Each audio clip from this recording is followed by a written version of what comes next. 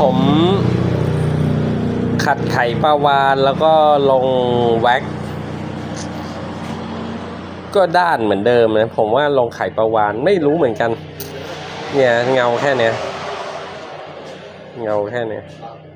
ผมว่าต้องเป็นแว็กแบบ